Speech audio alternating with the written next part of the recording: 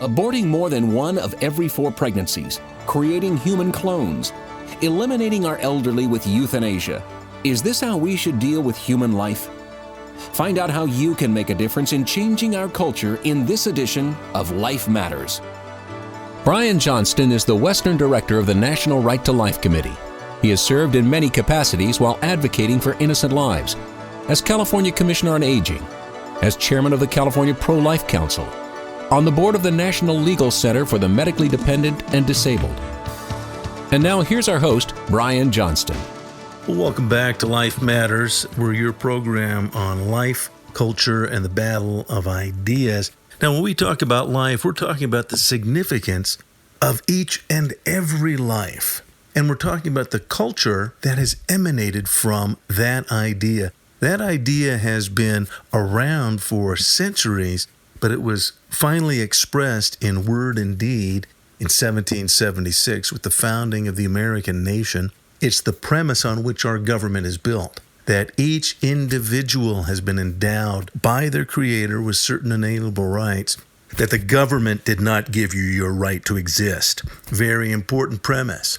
But that the government, more importantly, also has a job. And its job, first and foremost, is to protect the lives of the governed, because a just government derives its authority from the lives of the governed. These ideas and this critical culture that came from this principle of the value of an individual life has impacted the whole world.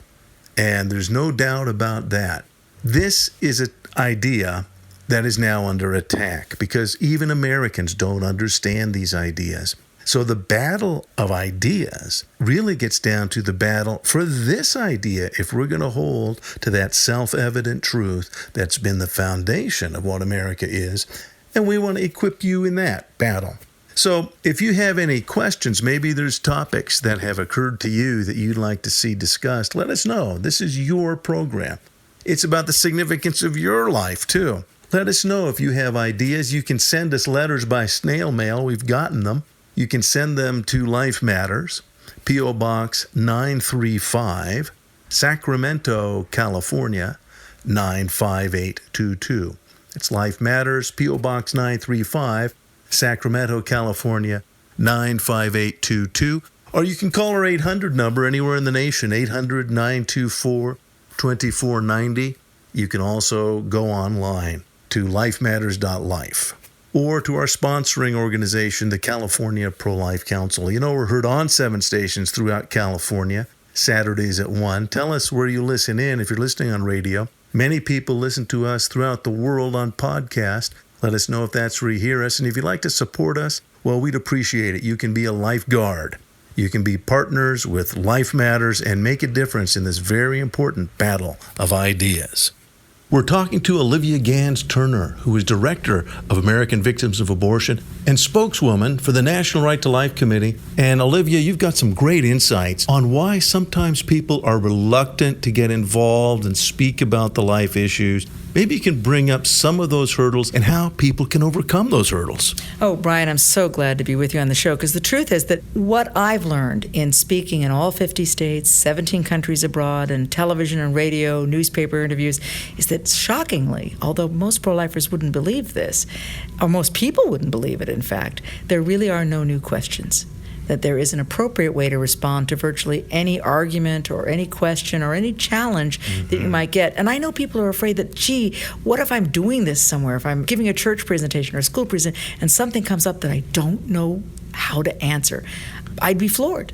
One of the things I've been doing for the last couple of years is trying to help people overcome that anxiety using my experience and using some of the tools we've developed. That is awesome. That is great. Well, give us examples of some of those tools. Well, the first thing is a lot of people don't realize that the most powerful thing that you have with you all the time that helps you to answer and respond to pro-life challenges, or rather anti-life challenges, a pro-abortion challenge, etc., are actually not the words, not the answers, not the statistics, not the facts and figures, but rather our ability to listen to each other. The nature of most of these interchanges are conversations. Now, it's either a conversation that goes well or a conversation that goes badly. And that's kind of where you overcome your fear. If I'm really listening to you and I really care that I think my information is worth your time, the first thing I have to do is help you realize that I'm really, really concerned about your opinion too, and I'm willing to listen to it. Then I'm better at assessing, what have you just really asked me? What's your real question? Great. And then I give a better answer because I'm really paying attention not to my knowledge and my information as a pro-lifer, but rather, what does this person or this audience need me to respond with that respects their anxieties about our position? Yes. Well, let me give you a couple of zingers that I always get. What about rape?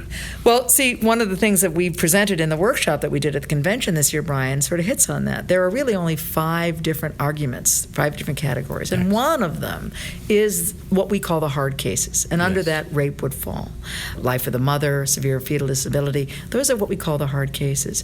And unfortunately, what people don't realize is that usually if you get to a point in a conversation where rape has come up, it's kind of like you should think quietly inside your own head, gee, I think maybe I'm winning here. Because it means they've been listening to your other arguments about the fetal development of the baby. The baby has a heartbeat, that the mother is actually harmed by the abortion experience, that we can have better answers for poverty, et cetera, than killing poor children. So you've kind of conquered a lot of those things. When you get to something like rape and incest, what you're talking about there sometimes is a real anxiety on the part of the person questioning you, that they really honestly don't know what they would do if they found out their wife or their girlfriend or their sister or they themselves were raped. There's an anxiety factor. So our response, my response would be, I understand entirely what you mean. Rape is always an act of violence. It's a terrifying event for a woman to experience. Unfortunately, what we're not taking into account is that the abortion experience itself is equally potentially risky, dangerous, and violent for her health and well-being. We have to recognize that we are not offering her a solution that respects her when, after she's been through one major act of trauma, we suggest imposing a second violent traumatic event on her. So rape actually becomes something that is compounded by abortion. So very often when we answer these questions, we have to first identify, as an example, that we comprehend the anxiety or the fear that the person talking to us has. Perhaps they bring up a baby born with a severe disability who will die shortly after birth because of the terrible, terrible condition that they're being born with. The first thing that we have to do as pro-lifers is acknowledge that is a serious situation that would frighten a lot of people and make them feel vulnerable. Our answer is, in situations like that, first, let's see if we can provide this family with the best medical information possible. And secondarily, let's remember that all abortions are the same, so we're still asking the mom to go through a procedure that could harm her physically for any future possibilities of pregnancy. This baby is a vulnerable child. Let's talk about answers that are life-affirming. Perhaps perinatal hospice is something you bring up as a pro-lifer. So there's answers to all of these things that allow us to express our pro-life compassion, recognizing that people have valid questions and concerns. We should not invalidate the people we're talking to, but that we do have facts and figures and information about where to get help and what the law really says. And all of that allows us to move towards that as the conversation proceeds. Great. You're listening to Life Matters, and I'm talking to Olivia Gans Turner. I'm your host, Brian Johnston, and we'll be right back after this. You're listening to Life Matters.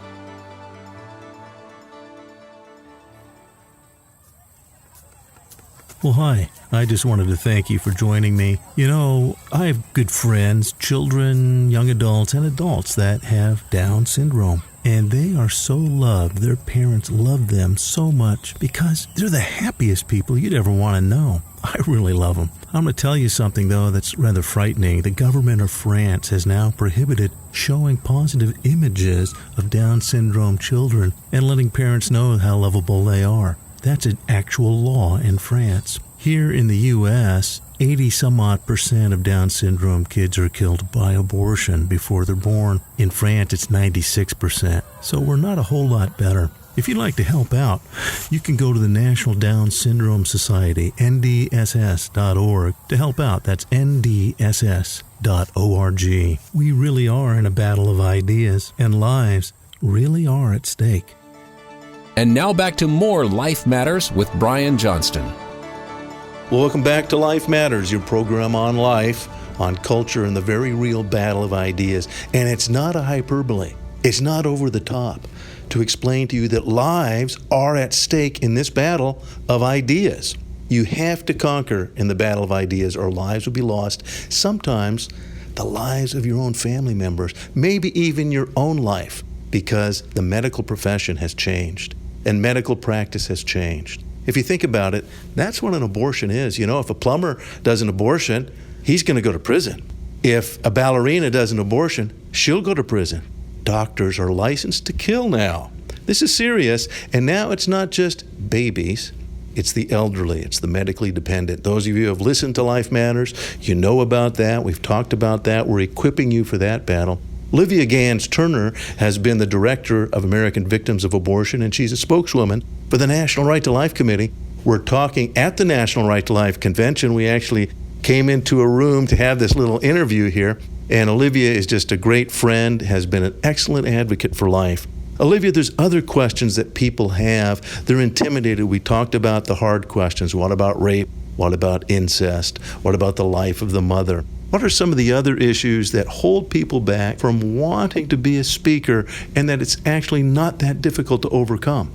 Well, the most important thing that I would say to anybody anywhere listening to the program, Brian, is that if you're not prepared to at least attempt to be the voice and the face of the vulnerable among us, who will? Mm-hmm. I won't be there. You won't be there, Brian. Right. We're not going to be in the same towns or churches or communities that the folks listening will be in. So it does behoove us to realize, even on the smallest level, even if it's within my family or within my church, I have an opportunity to lovingly, graciously, and with a little bit of study, become a pretty darn good speaker on defense of the vulnerable. That's right. I had an abortion, so that's why I'm director of American Victims of Abortion, and I realized that, yes, I'm telling my story. Yes, I'm trying to help people understand what abortion does to women and our lives and our health and well-being and all of that. But my primary purpose has always been so that when I speak, you see my child. You remember that my story is based on the fact that someone lived and died briefly in 1981. So as pro-lifers, our opportunities are to give a face and a voice to those whose voices have been silenced. So it's important for us to not be afraid, to step out knowing that you can learn anything. I mean, you can learn it all. I failed public speaking in college, people. And I find that hard to believe. Well, I understand that everybody can come towards this with some fear. That's right. And I've learned, working with the excellent resources at National Right to Life, that you can learn the basics. You can learn what you need to know. I don't know all the stats and all the figures. Yes. I know what I call a few basic, essential, immovable facts. Things like a baby's heart starts beating at 18 to 20 days. We have brain waves at 6 weeks. That's actually before most abortions are even able to be performed. Yes. So our humanity is already there. That's just two little facts I just threw out there for you folks. And you don't need much more than that to engage people in a good conversation. That's right. I'm talking to Olivia Gans Turner. We're talking about the right to life and how to represent the right to life as an issue to others. And I like what you said, Olivia. You know, our whole movement is based on the right to life, which is a self-evident truth. In other words, we're not coming up with our own take on things. We're not making up new things. These are objective facts, and facts are terrible things to waste. The National Right to Life Committee is committed to those facts and to restoring legal protection for vulnerable human beings. So science is on our side. And you did a great job. And again, I want to encourage listeners, the facts, any book on fetology will back you up. I shouldn't say any book because there are political books out there now, but honest scientists, the objective facts are on our side that every abortion stops a beating human heart. And even with the RU46 drug, again, we had a program earlier about RU46. Many people confuse that with the morning after pill. No, RU46 is taken only when a young woman is now a mother. She knows she's pregnant. It can't be taken, actually, as I said, until after the baby already has a beating heart and brainwaves. That's right. So this child is already 5 to 6 weeks old before those drugs can even be taken by that mother. Yeah. So you're talking about somebody that has exhibited the things that many of us identify as very human. That's right. We have to, and you have to get back to that. So a lot of times you'll hear religious arguments used. It may be people in the pews next to you at church. They'll bring up, what about ensoulment? And and they'll go into ethereal questions that cannot be objectively determined. But what's very clear is our nation was built on self-evident truths that are revealed in nature by the laws of nature, and nature's God. We're not giving you theology. We're just saying this is reality. Here's something that we said at our workshop today. I say this every year, and it's a very important thing to say for people to ponder.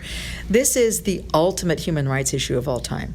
It therefore does actually, I don't want to offend anybody, but it actually transcends individual belief systems or philosophies. Yes. That's why at National Right to Life, you can run into agnostics working with Baptists, working with Jews, working with atheists, yes, working with libertarians, working with Republicans, working with Democrats, because the phenomenon of our lives starts at the moment of fertilization. That is the unifying objective reality, scientifically verifiable, that's right, that unites pro-lifers. And so you can use your faith as a way to share with people, but you can also reach people who wouldn't understand that language by comprehending that scientifically we all begin our lives at the same manner, the same way biologically, and that's an incredible binding experience to another human being.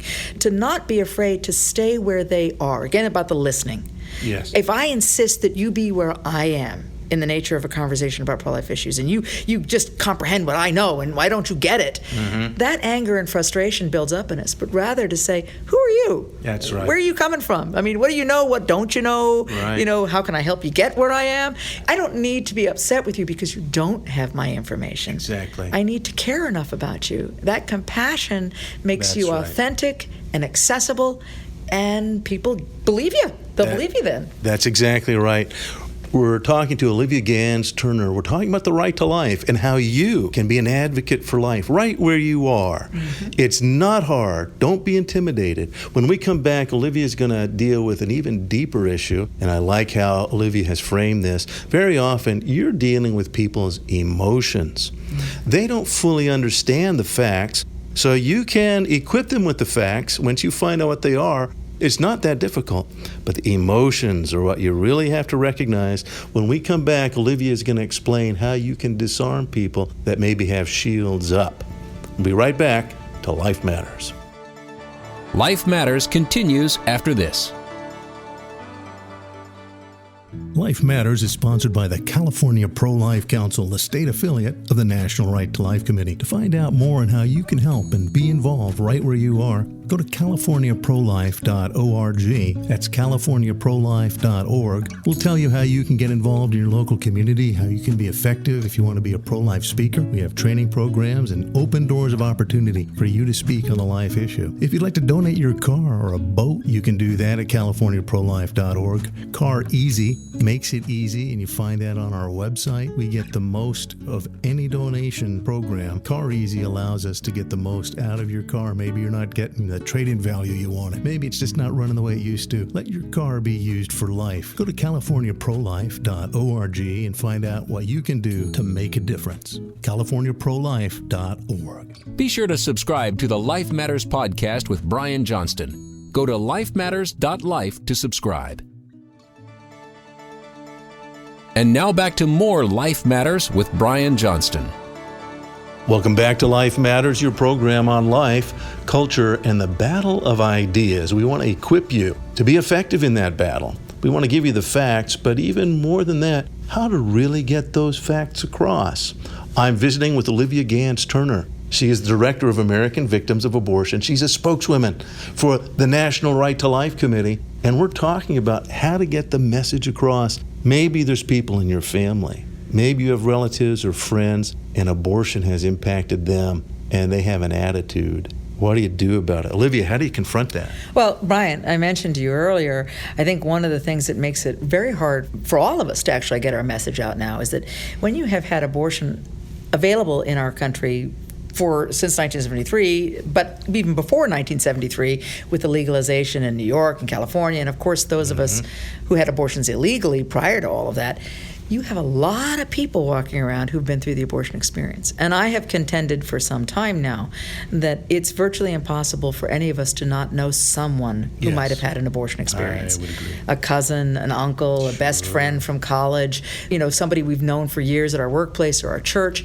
We exist in all families. That's right. And so, unfortunately, that does mean that sometimes when we're making an address to a church group or a school or a Thanksgiving dinner and everybody knows you're the family pro-lifer, there's some barriers that go up. Yeah. And I think it's important for us to not only realize that we can learn facts and figures, information about the laws that are being changed, not changed, or whatever information we're gathering from strong pro-life sources like nationalrightolife.org and all the good stuff that's out there. Yes. One of the things to realize is that sometimes if you're in conversation with somebody and you're hitting that wall, stop pushing. Stop pushing. Yeah. Because the truth is you're probably running into someone who is dealing with heartbreak. Yes. Perhaps when you say that you just don't understand how women can't see that this is their child and why are they even thinking about having an abortion, what you may not realize is you're talking to your brother-in-law, but you don't know that his sister had an abortion when they were in high school. Right. And it's the family secret. Right. And so if you meet resistance, it's very often you need to step back and go, instead, say, gee, I hope the people in my world, in my life, in my family, in my church realize that as adamant as I am that we need to work as hard as we can to protect innocent human life under the law, I'm equally aware that legalized abortion has damaged our families.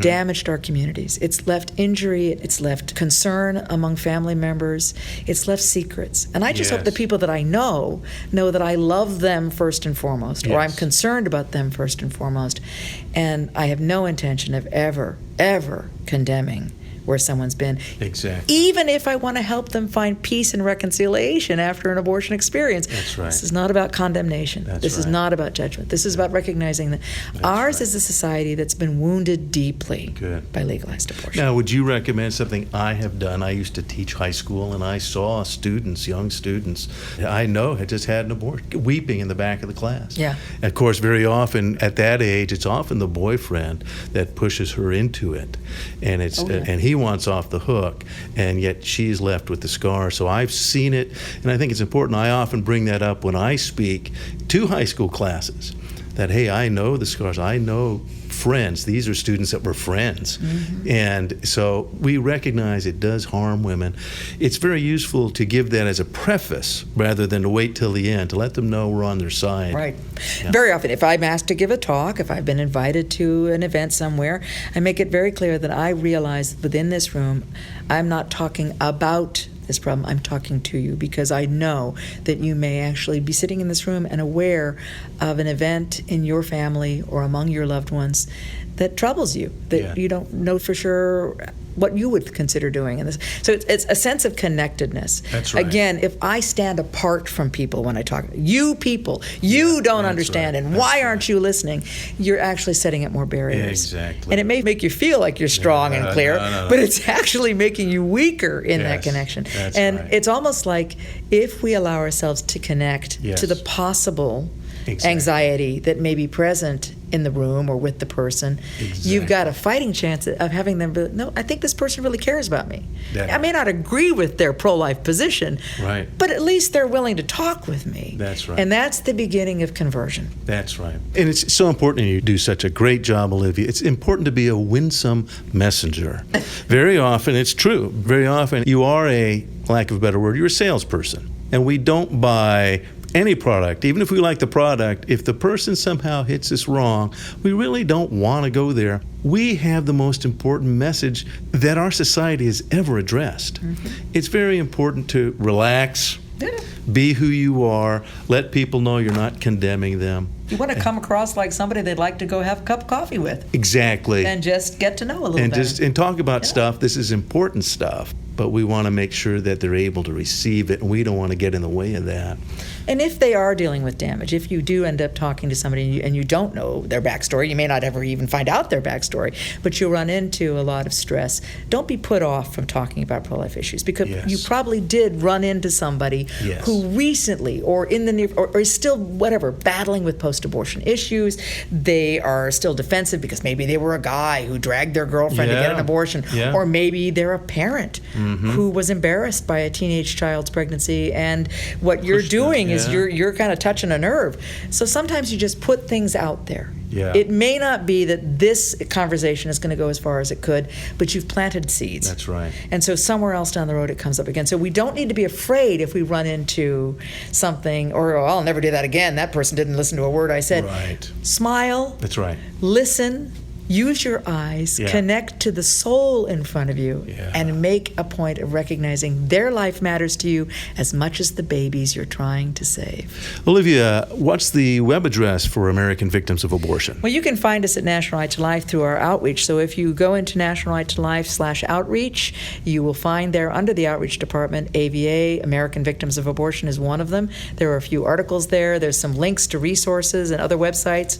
Go hunting. Lots of resources for the post-abortion victim. Go to nrlc.org for all your resources. Literally, we're a federation. There are 50 state affiliates, one in each state. So if you're listening to this on podcast and you're not in California, many of you are listening to this on radio in California, go to californiaprolife.org. But there's even more resources on the federal level and on every level at nrlc.org. That's nrlc.org. Olivia, thanks so much for coming by. Brian, it's been really fun. Here's a question we received from a listener. This is Grace from Santa Rosa. Who is Charlie Gard? I've heard his name, but don't understand the story. Well, Grace, thank you for that question. Charlie Gard was a young boy born in London. He had a genetic disease that affected his brain development. His parents raised £1.5 million British pounds, that's more than $2 million, in order to send him to the United States for treatment. But the National Health Service of Britain denied that. They didn't want him leaving the country. They said they wanted him to die with dignity. They appealed to the British courts. The British courts stood with the health service. They appealed to the European Courts for Human Rights in Strasbourg. They stood with the bureaucrats. You know, the real purpose of government is to protect the lives of the governed. If we don't understand that, then government will dismiss the lives of the governed, particularly where government offers and controls health care. Healthcare refers to your life. We must know that the right to life has to be fought for and protected. Charlie Gard's life was dismissed by his own government. If you have questions or comments for Life Matters, call 800-924-2490. Give us your name and the town you're calling from and a quick question or comment. Learn more about everything in today's show online at lifematters.life, where you'll find all the resources you need to protect life. Life Matters is a production of the California Pro-Life Council, the state affiliate of National Right to Life. Wherever you are in the nation, you can find out more at National Right to Life. You can find vital pro-life information and also find the access to your state and local Right to Life affiliate. Get informed and get involved.